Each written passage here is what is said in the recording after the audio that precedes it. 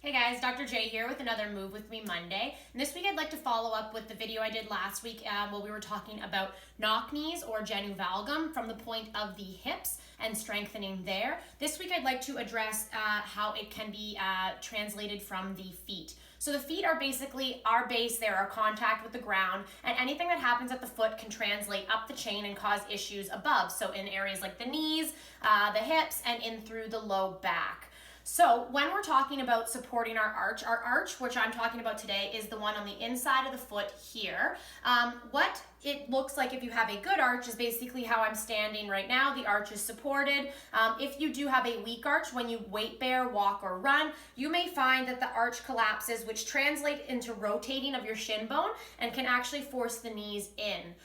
So what we're going to talk about today is 3 of my favorite exercises that I prescribe for good foot and ankle health.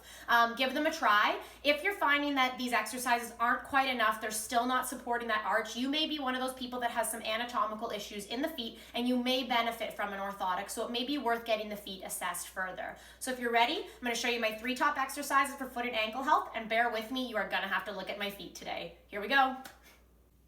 All right, so the first exercise is going to be a foot or towel crunch. So basically what it's going to look like, you're going to set yourself up with the towel on the forefront of the foot, and you're basically going to take the toes, squeeze, reset, squeeze, reset, squeeze, reset, squeeze, reset. And you're basically going to continue until that whole towel is balled up under your feet.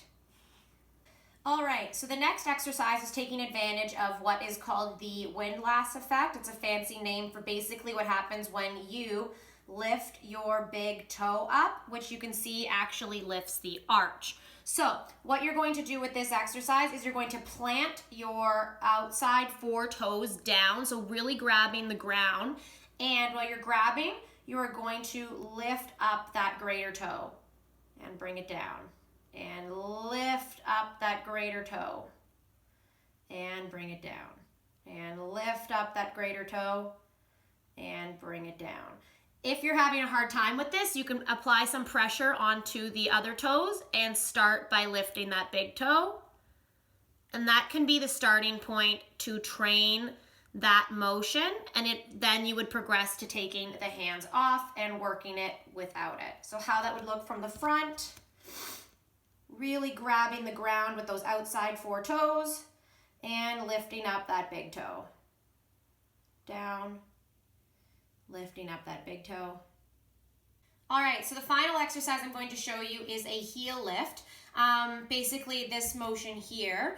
What often you tend to do when you do this is the legs you follow the natural arching of the foot and the legs rotate out. For this exercise, what you want to do is keep the shin bones parallel, and you want to come up more on the inside of the foot here, so you're keeping it straight. You're going to feel more of a burn in through the side of the legs with this, which is good because there are a lot of stabilizer muscles for your foot and arch in the outside of the legs.